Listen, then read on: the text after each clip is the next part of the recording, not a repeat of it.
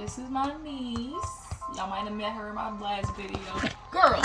Alright, y'all, what's up? What's up? Your girl G here, and I'm back. There was saw a little snippet there of my little niece. You know, she goes over here and she wreaks havoc. All the time she want to jump in on my videos. But she's the cutest little thing. That's my niece Naomi. So y'all might be seeing her a little more often, okay? I'm in auntie mode. But nonetheless, you guys, we have to talk about this past episode of Belle Collective. Belle Collective gave us two banger, intro episodes. Episode 1 and episode 2 came, swinging out the gate, all right? So episode 3 kind of was a little filler, but it gave us just enough, like yang, to keep us just a little interested, all right? So let's go ahead and get into the episode. If you're new to my channel, appreciate you for tuning in. Go ahead and hit that subscribe button. Everybody, y'all know what to do. Hit that thumbs up button, like, comment, tag, post, all that good stuff, and share so your girl can start moving on to the 3K, okay? Your girl's trying to get to 3K because I have been in the 2000s for way too goddamn long. I'm starting, I need to get back on it, all right? I need to get back on my hustle and my grind, okay? So y'all go help a sister out, all right? Just tag, post, share, like the button. Y'all know what to do, all right? But let's go ahead and get into Belle Collective, like I said. All right, so y'all know the brunch from hell, basically. We all know anytime it got something to do with, women empowerment, women doing better, uplifting, uphold. Like, anytime it's something that somebody's got to get up. And for this time, for about the third time, Marie has decided she was going to pick up her friend's brunch. Mommy. Yes. Mommy. Yeah. Say hi. Over here, look. Wave your hand. Over here, look. Right here, look. Scoot over. You want to sit in my lap? Nope. Okay. Alrighty. She's back. She comes in and she comes out like Casper. Alrighty. So like I was saying, Marie decided she was going to fuck up her friend's brunch again. This is like the third time Marie has done this, and I'm low-key starting to feel like, is Marie doing this shit on purpose to Lateshia? Because she don't want her to, elevate? Like, does she low-key not want to see her succeed at these things? Because Marie at some point, was enjoying the fact that she kind of was the only one that had, the multiple businesses and the diverse portfolio. I cannot speak today. Diverse portfolio of everything she's accomplished. Why is it every time Lateshia does something, Marie's here to fuck it up? But of course, we see all the other ladies just like, ooh, child, the ghetto.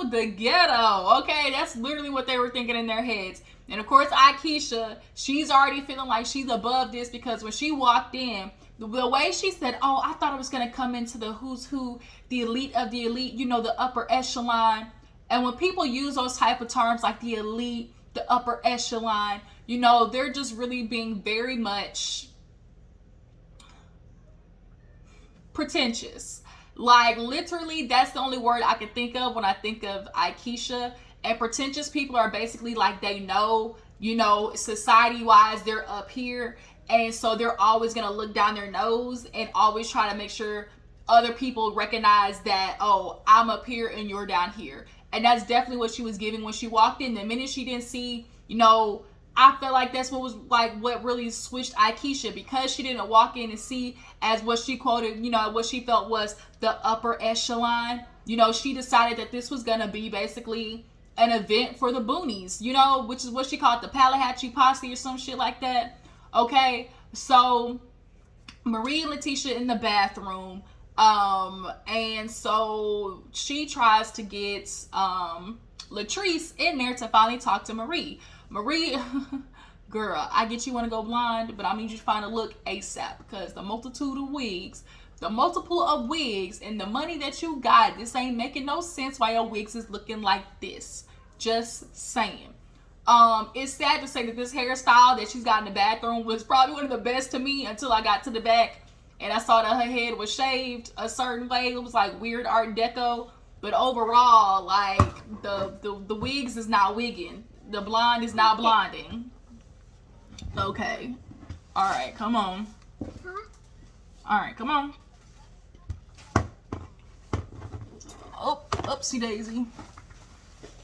Upsy daisy. Okay. You got it? Okay. Alrighty. Okay. Hi, baby. Yep. Baby. Mm-hmm. Okay. Alrighty. Let's fix your shirt. She want to sit here, y'all. So she, Okay. if she, I'm sorry, she in the way, but this is where she want to sit right now, and I'm already recording, so I don't feel like starting over. Okay. So we just gonna talk around her. So like I was saying, Lateshia has invited Latrice in there to try and get something, going, chit chat. She's like, look, I just need you to finally talk to her, because Marie is goddamn convinced that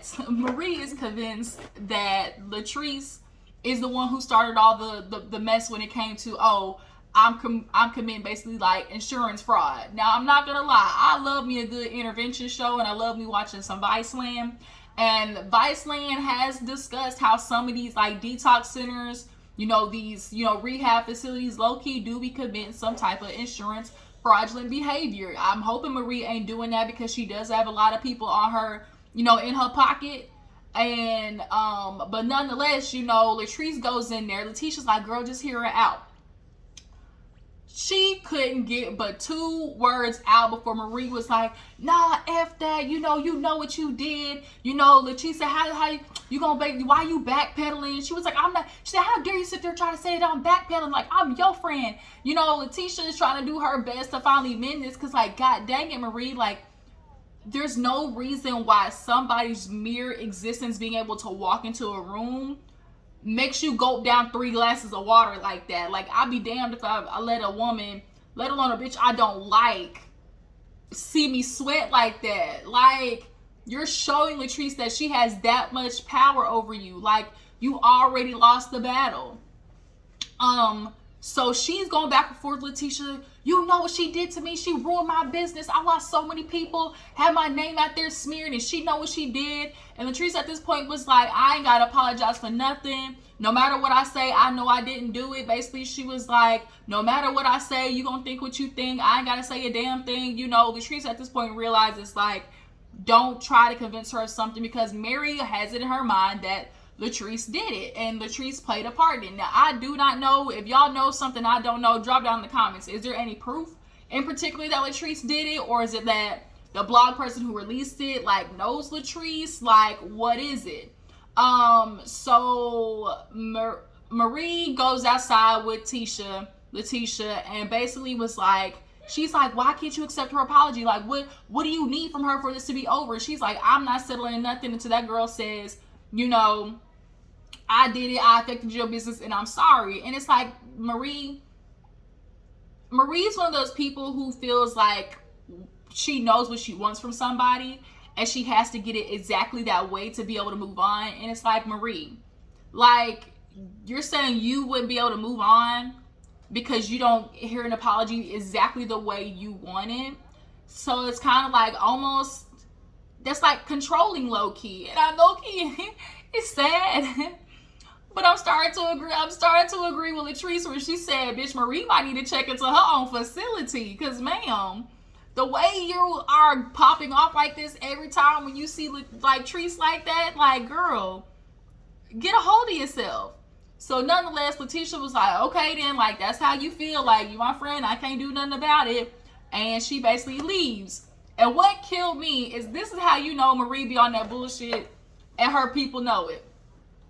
Cause tell me why Essie, when she was walking out, she said, I told you not to blow no shit up, and here you go. Like, the fact that her friend Essie said that lets you know that she knows how her friend is, and everybody else around know how Marie is. The girl likes to draw attention to herself. She likes to draw, how there's some people who like to draw sympathy to themselves because they are dealing with so much in their life, and maybe they feel like people don't acknowledge their pain.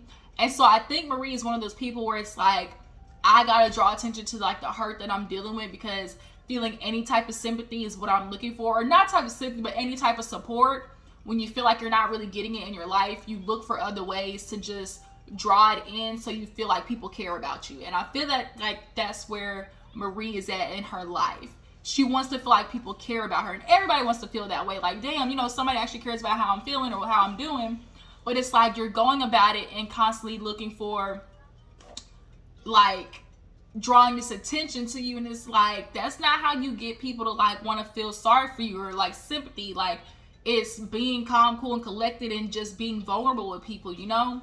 And you would have gotten a lot further with Latrice and possibly couldn't have gotten an apology out of her had you not been yelling at her fucking face in the bathroom. In the men's bathroom at that.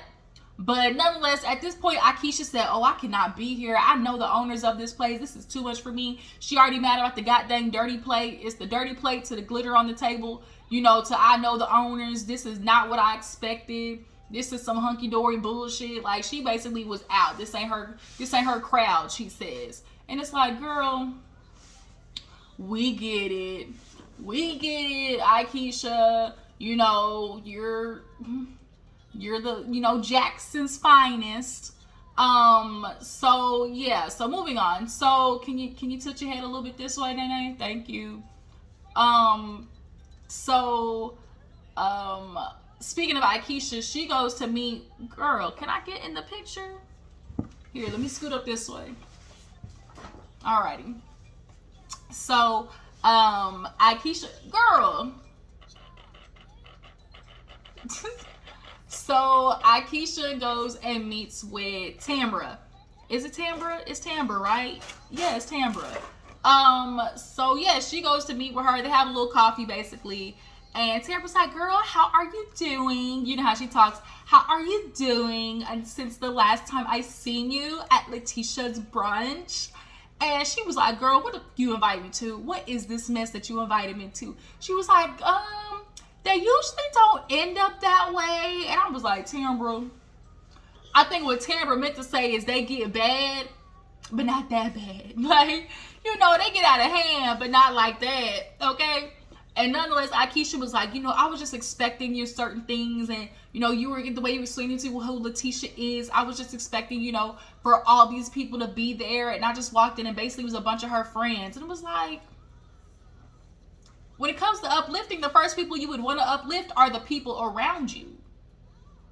And she's like, I think a true leader, you know, you can't just be talking about it. You got to do it. You know, you got to show people like who a leader is. And I just don't know if Lateshia, you know, is really doing that. So, you know, and Tamra's like, well, I still think you guys should work on Ferris Street. You know, that's a really good idea. And she was like, Lateshia, she just has so many ideas. And I really think you guys can accomplish them.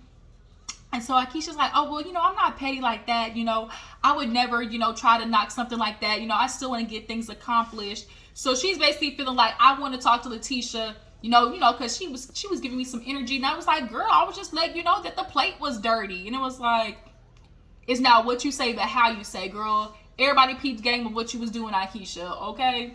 So she ends up talking to Tamra about demands. She's like, because Aikisha started talking about, you know, her life, because Tamra was checking in on her. And she was like, yeah, you know, she's like, I really feel for women who have babies later on in life. She's like, you know, I really understand, like, my babies are miracles. She basically had kids after, and both of them, from what I understand, she got 2 or 3 kids. And she had them naturally after spending all that goddamn money, trying to do IVF and whatever else, you know, stuff. And it was like, all that work, and I hear that like each round of IVF, like to just even start, is like $80,000 to $100,000. So she had like 7 girl. Okay, she had like 7. No, you ain't slick. You ain't slick. You ain't slick. No, I gotta finish recording. No, okay, stop. Okay, girl. Okay, so like I was saying, Aikisha basically said that she had 7 conceptions, and out of 7, I think she had like only 2 or 3 kids. So yeah, she, you know, went through a lot, and I'm very interested to get into her little backstory, because deep down in my gut, something's going on in her household that she ain't really being honest about. And I hope she don't try to pull the everything's okay over here, you know, we're doing okay. I'm hoping she doesn't pull Lateshia from Loving Marriage Huntsville is what I'm saying. Because it's looking like over there, you know, it ain't rainbows and sunshine from a little comment that she made when she was with Lateshia. And we'll get into that later on the episode, later on the review. But nonetheless, she's talking to Tamra, and she was like, well, do you want to have a baby with him? Like, what if he told you, I don't want to get married, but I want to have a baby. And Tambra's like, that's a no-go because we dated already. He know what it is. And, she's basically telling him, like, that's a conversation y'all need to have. Tambra, girl, I think deep down the part of you knows that this nigga ain't gonna give you a kid, but I get it. Storyline, everybody gotta have one. Moving on, so Latrice, she goes out with So Gucci and JJ. We love JJ. He's from, the Dancing Dolls. Not say JJ. JJ. Anyways, so JJ, he go mudding out there with Latrice and her daddy. And he get with it. He said, you ain't gonna spray me with all this goddamn mud. So he said, and just spraying them. They thought they had them, and he let them know, I'm a real country boy, okay? This is what I do for real. So they go into that little lodge. The fact that they have over hundreds of acres, like, that is amazing to have that much land as a black person. So shout out to Latrice and her daddy, even though I might not like that nigga. Like, that's an accomplishment to have that much land, and they're very smart about having an event space on it. Like, that is an accomplishment. But nonetheless, the ladies getting there basically sit down and talk about the brunch. And so Gucci was like, girl, I was over there basically sitting there like, oh my God.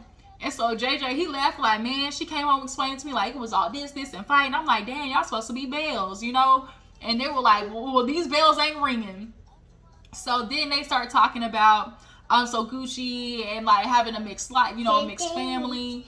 And yeah. And so Latrice and Zanny, having a mixed family. She's like, well, do you have kids? She was like, no. And this is where that nigga once again showed me like who he is, because when she was talking about, just thinking about having kids, I just really, want to make sure that I'm ready for it. And in the confessional, she was like, having a kid right now, I just really feel like it's going to slow me down. I have so much I'm accomplishing. Like, I don't know if I'll be able to fit it in, my schedule. And then this fool goes, all right, now don't end up like Tambra. I was like, oh, coming in? I had to rewind it. And he literally said, all right, now don't be like Tambra. I was like, bet,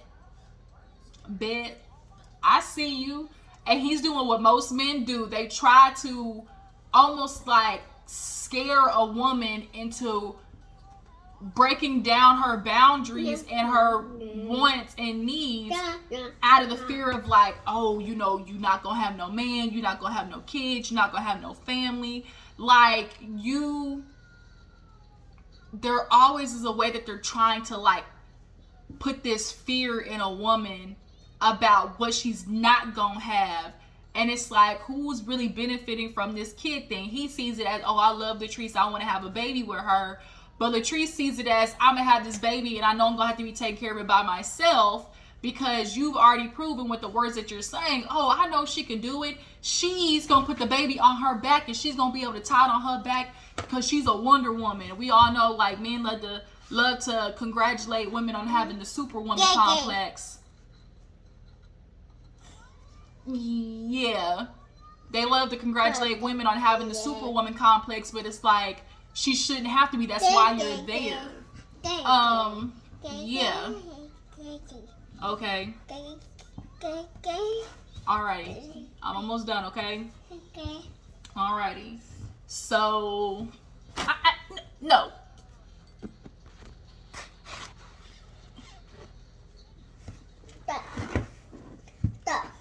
Okay. Yep. No. No. Say it down here. Go. Sit it down here. Lay it down on the table, okay? So I can finish. Okay? Go. It's not gonna fit. It's not gonna fit. It don't fit. Girl. Go. Alright, y'all. Back to regular televised program. Girl. Stay over there. So yeah, what was I talking about? oh, daddy, and his little slick ass comment talking about Tambra. But he was doing what most men do, which is like, oh, I'm going to scare her into getting what I want. And you want absolutely to have this baby with Latrice, one, as a safe mate, as in trying to keep her from, moving on to another man. Because at the end of the day, this nigga old, okay? And he know Latrice, with the type of woman that she is, could go out here and find another man her age and everything. And two, he does want her to slow down and be at home more. If I can at least slow her down, give her this obstacle of having a baby, that's what most men do. The easiest way to slow a woman down is to feel like, oh, let me put a baby in her real fast. And that's what it's looking like he's trying to do. So, moving on, Marie has a lupus flare-up because she's dealing with the unfortunate, loss of her grandchild's mother. Y'all know she was shot.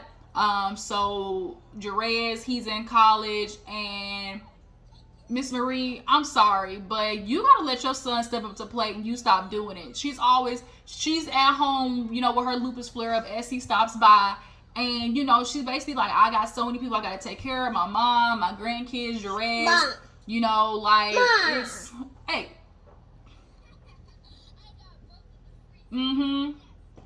So, she's feeling like, dang, I'm taking care of everybody who's taking care of me. I can't, depend on my man. Like, I can't sit there. He want to talk about, oh, I'm working too much. I don't, make no time for him. But how dare I try to make time for a man who's a consistent goddamn cheater? What do I look like? Like, who puts somebody first who is a cheater, pumpkin eater? Like, no, you're not going to be first on my agenda. I'll be damned. So, what you really need to do, though, Miss Marie, is let your son take care of his kids. Like, yeah, as grandma, you buy them gifts and, and help a little bit. But you're taking care of these kids, like, fully. And you're allowing him really to ride off into the sunset with this idea of, like, oh, just go to college, get your degree. But there's a lot of people who go to college and work at the same goddamn time. Like, he has no sense of responsibility because you're always coming to the motherfucking rescue. So you can't constantly do that, especially knowing that you have lupus. But she seems to be a glutton for punishment. She has a savior complex. She likes being able to say, like, I do all of this. And there are people who kind of sabotage themselves in the idea of almost liking being able to say, like, oh, I can do all of these things. And I think Marie is allowing her slightly narcissistic ways of feeling like, oh, I help all these people, and not even realize that she's kind of like messing over herself in a sense. But girl, you gotta lighten the load. Hey, the next person who tries to come with their hand out, slap it away, okay? What's up? You tired yet? No. You don't want a nap yet? Huh? You want a nap? Huh? You want a nap? No. Oh. Okay. Trying to get her to sleep and she ain't listening. Okay, moving on. So, Latrice, she goes to her mama's house and basically, checking in on her and to get advice about, a baby. And ultimately, Latrice is basically having PTSD because all the men in her life either left or unfortunately she lost. Hey, shh, shh. Okay. Say shh. Okay. So she, lost her brothers. Hey, say shh. Yeah. Shh. Okay. Okay. Alrighty. So, yeah. No, you shush. Yeah, quiet. Quiet on set. Quiet on set. Okay. So, Latrice basically has lost all the men in her life, whether unfortunate, by loss, passing. Hey, didn't I say shh? Or her dad, deciding hey. Or deciding that that was, stop it. Okay, so basically to end this scene with Latrice, the mom is saying, don't do it. The mom is like, I'm looking at Cliff and I see your goddamn daddy. Your daddy used to do this to me all the time. He was sticking with the kids anytime I wanted to go out. Anytime it was time for myself, he was always trying to make a way to be very possessive, very controlling.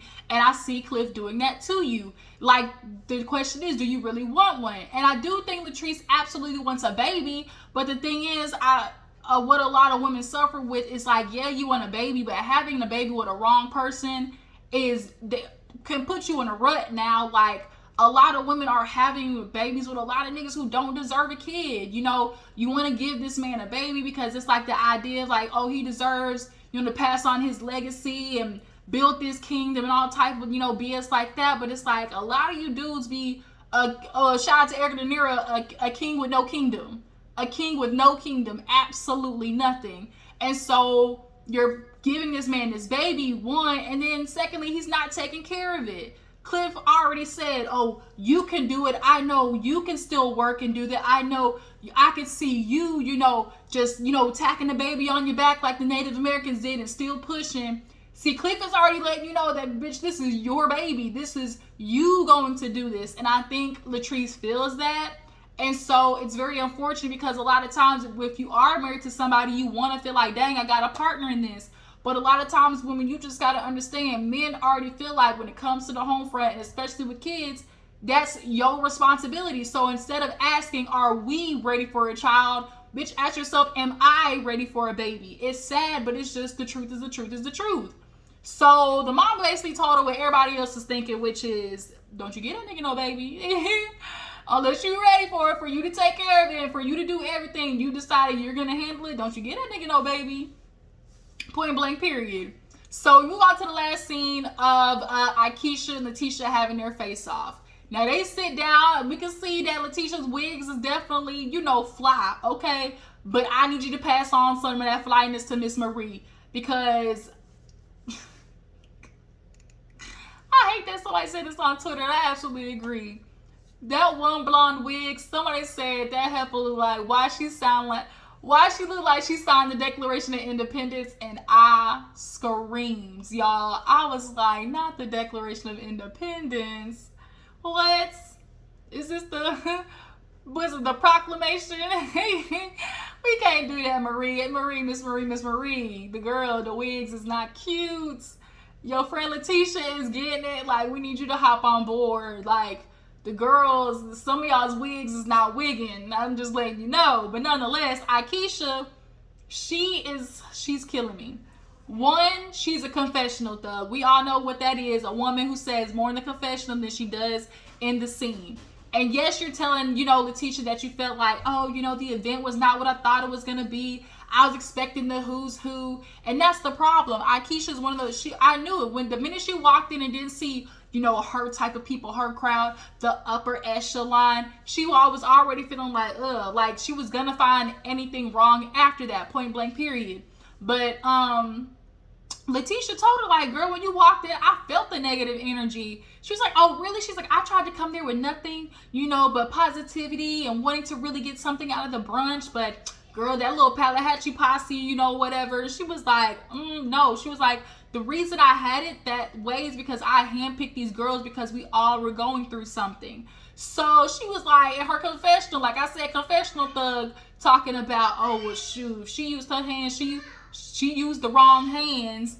And so it's just kind of like, girl, you're doing the wrong thing for your first season. Like, a lot of these girls for their first season, y'all come in trying to do the mostest and make it a moment, and you really end up shooting yourself in the foot. But for me, I'm more interested in the fact that Miss Aikisha, why do you need so much outside validation with who you are and getting the recognition of, of your family's legacy? Like, I just kind of feel like there's some other stuff going on, Miss Aikisha. And from the preview of next week, I think I know what it is. Like, you're searching for a lot of external validation with, everybody seeing that you're up here. And it's like, what other parts of your life are you feeling not as fulfilled and as validated? Like, a lot of people do that. If you don't feel validated over here in this certain part of your life, you go search for it in other parts of your life to try to make up for that loss.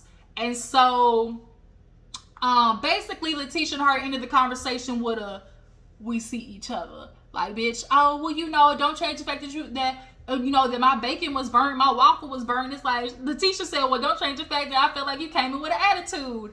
But we gonna move on because the bigger picture is Ferris Street.